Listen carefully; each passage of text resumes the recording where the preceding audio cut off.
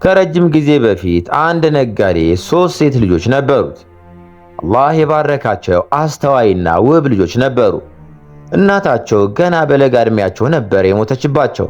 ነጋዴውም ስለ እነዚህ ልጃገረዶች አባትና እናት ሆኖ ነበር ያሳደጋቸው። እናታቸው አሁንም ከነርሱ ጋር እንደምትኖርና እንዳለች አድርጎ ይንከባከባቸዋል። ከመጠን በላይ ያቀብጣቸዋል እና የሚፈልጉትን ሁሉ ይገዛላቸዋል። የመንደሩ ነዋሪዎች በሙሉ የቅንጦትና በምቾት ሕይወታቸው ይቀኑ ነበር። ከዕለታት አንድ ቀን ያ ነጋዴ የአላህን ቤት ካዕባን ለመጎብኘት ፈለገ። የሐጅ ጊዜ ሲደርስና የሚመጣበትን ቀን ሲቃረብ ግራ መጋባቱ ጨመረ። 3ቱ ሴት ልጆቼን ማን ጋር ላደርጋቸው ነው? በዚህ መንደር ውስጥ ከቤተሰቤ ውጭ ማንም የለኝም። ብቻቸውን ቤት ጥያቸው ሊሄድ ነው ብሎ አሰበ። ሌሊቱን ሙሉ ይህ ሐሳብ ሲያስብ አደረ።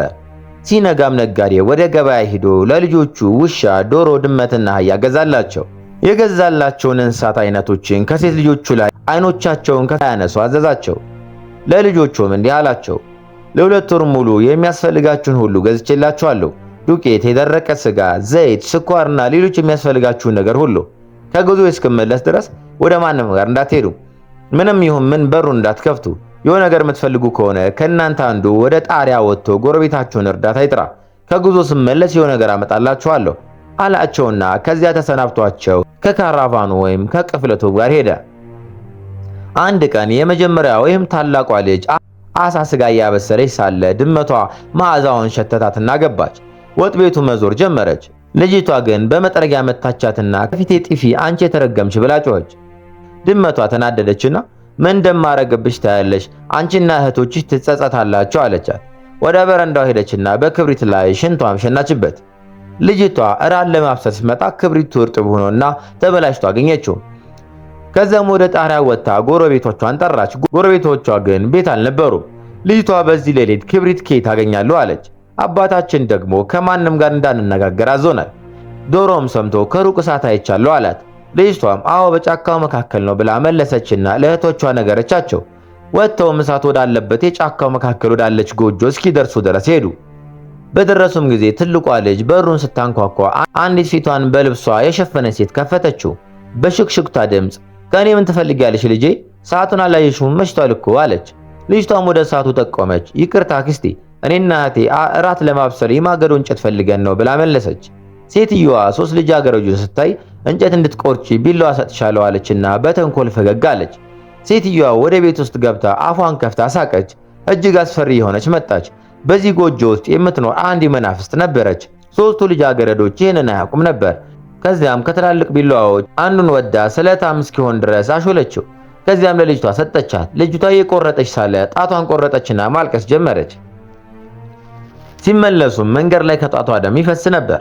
ውሻም ከኋላዋ እየሮጠ የደም ጠብታዎችን ያጠፋል። ነገር ግን ክፉዋ ድመት መናፍስቷ እንድታየው እየቆፈረችላት ትሄድ ነበር። ልጅቷ ወደ ቤት ስትመለስ ቁስሏን በጨርቅ አሰረችው። እህቶቿ ምግባቸውን ለመስራት እሳት አያይዘው ማበሰሉ።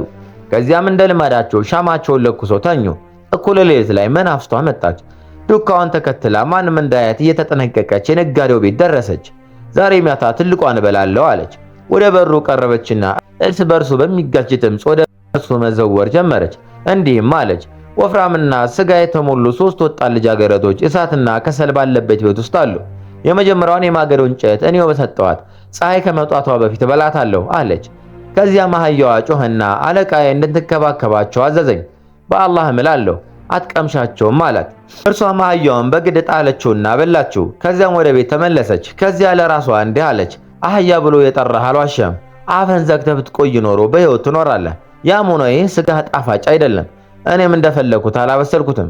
በማግስቱ የሌሊቱ አጋማሽ ላይ ወደ እነርሱ ተመልሳ እንደተለመደው መዘወር ጀመረች። ዶሮም ጮኸ፣ አለቃዬ ለኔ አደራ ሰጥቶኛል። በአላህ እምላለሁ አትቀምሻቸውም አላት። ምላስህ እንዴት ርኩስ ነው፣ ስርዓት አስተምርሃለሁ ብላ መለሰችለትና ከዚያ ዘላ ክንፉን ያዘችውና ሁሉንም ነገር በላችው። ነገር ግን ዶሮ እሷን ለማጥገብ በቂ አልነበረም። እሷም እንደገና መዘወሯን መጨፈሯን ቀጠለች። በዚህ ጊዜ ግን ውሻ በኃይል ተጋፈጣትና አለቃዬ ለኔ አደራ ሰጥቶኛል፣ በአላህ እምላለሁ በሕይወት እስካለው ድረስ ፈጽሞ አትቀምሻቸውም እያለ ይጮህ ጀመር። ውሻው ግዙፍና ጨካኝ ስለነበር መናፍስቷ ፈርታው በሩጫ ሸሸች። ወደ ቤቷ ስትደርስም መፍትሄው ምንድነው? ያ ውሻ ወደ 3 እህቶች እንዳልቀርብ እየከለከለኝ ነው ብላ ከራሷ ጋር አወራች። በዚያም ምሽት መናፍሷ ራሷን ሸፈነችና እውነተኛ ራሷን ለመደበቅ ልብስ ለበሰችና በጉድጓድ ሳህን ቅቤና ማር ይዛ መጣች። ከዚያም በሩን አንኳኳችና አክስታችሁ መብሩካ ነኝ አለች። ልጃገረዶቹ ግን ፈርተዋት በሩን አልከፈቱላትም። እሷማ አትፍሩ፣ ስለ ደህንነታችሁ ልጠይቅ ነው የመጣሁት። አባታችሁ አብረን እንድንቆይና ምግብ እንዳመጣላችሁ አዞኝ ነው እና ውብ ታሪኮቼን እነግራችኋለሁ። ትላንት ያ ክፉ ውሻ እንዳልቀርብ ከለከለኝና መንጋጋው እስኪታይ ድረስ አፉን ከፍቶ በጣም ጮኸብኝ። ሶስቱ ልጆቹም በበሩ ውስጥ ባለ ቀዳዳ ሲያጮልቁ አንድ ሴት ፊቷን ሸፍና በራሷ ላይ መዓዛውን የሚያውድና ቅቤና ማር የያዘ ጉድጓዳ ሳህን ይዛ አዩ። ቅቤ ለረጅም ጊዜ ስላልቀመሱ በጣም ተደሰቱ። አክስቴ ከኛ ጋር ቆይ ያሰልችነንና ማንም ሊጠይቀን ወይም ማንም ነገር ሊያመጣልን አይችልም። የደረቀ ስጋ መብላት ሰልችቶናል።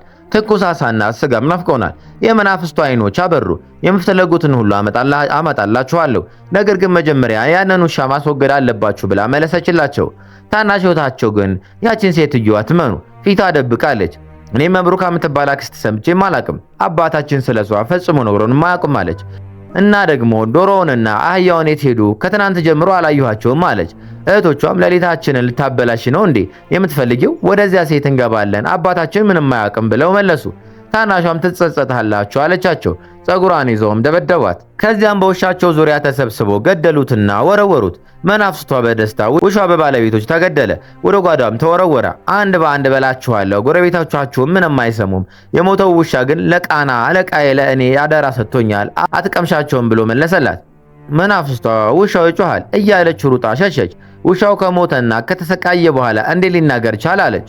በማግስቱ እኩለ ሌሊት ካለፈ በኋላ መናፍስቷ ተመለሳ ለእህትማማቾቹ ከእናንተ ጋር እንድቆይ ከፈለጋችሁ ውሻውን ማቃጠል አለባችሁ አለቻቸው። ልጆቹም እሳት አቀጣጥለው ወደ ውስጥ ጣሉት። መናፍስቷ ተደስታ ወደ በሩ ቀርባ መጨፈርና መዝለሏን ቀጠለች። ውሻው ግን ከአመድ መካከል ሆኖ አለቃ ያደራ ሰጥቶኛል፣ በአላህ ስም እላለሁ አትቀምሻቸውም አላት። ውሻው እየጮህብኝ ነው እያለ ሸሸች። ልጆቹ በእጄ ውስጥ ናቸው። እሳት ካቃጠሉት በኋላ ውሻው እንዲህ ሊናገር ቻለ አለች። በማግስቱም ወደ እነርሱ መጣ። አመድ ወደ ጉድጓዱ ውስጥ እንዲጥሉ ጠየቃቸው። ውሻውን ግን ተናገረና እንደለመደችው ሸሸች። ወደ ልጆቹ በተመለሰች ቁጥር አለቃ ያደራ ሰጥቶኛል፣ በአላህ እምላለሁ አትቀምሻቸውም የሚል የውሻውን ድምፅ ትሰማለች። ምንም ማድረግ እንዳለባት ግራ ተጋብታለች። አንድ ቀን አባትየው ከጉዞ ተመለሰና ስለ ዶሮ፣ ድመትና አህያ፣ ውሻ ልጆቹን ጠየቃቸው። ከዚያም ትንሿ ልጅ መጣ የሆነው ሁሉ ነገረችው። አባታቸውም ታናሽ እህታቸውን ትክክል ነች፣ እኔ እህት የለኝም፣ ያቺ ሴት ደግሞ ወደ ቤት ተከትላቸው የምትመጣው መናፍስት ነች። የውሻው ታማኝነት ባይኖር ኖሮ ሁላቸውም ትበላችሁ ነበረ፣ እኔ በቀላታለሁ አለ። ልጆቹ አባታቸው ነገር ከሰሙ በኋላ ውሻው ላይ በደረጉት ነገር በጣም አዘኑ። ባደረጉትም ነገር ተጸጸቱ። ከዚያም አባታቸው ከበሩ ፊት ለፊት ትልቅ ቆፈረና እሳት ማቀጣጠለና እንዳይታይ አሸዋ ተነበት። እኩለ ሌሊት ሲደርስ መናፍስቷ ድምፅ ሳታሰማ መጣችና ወደ ቤቱ ቀረበች። ነገር ግን የውሻውን ድምፅ አልሰማችም። ስለዚህ መደነስና መዘወር ጀመረች። አንተ ውሻ ሆይ በግትርነትህ ካደከምከኝ በኋላ ወደ ጉድጓድ ተጣል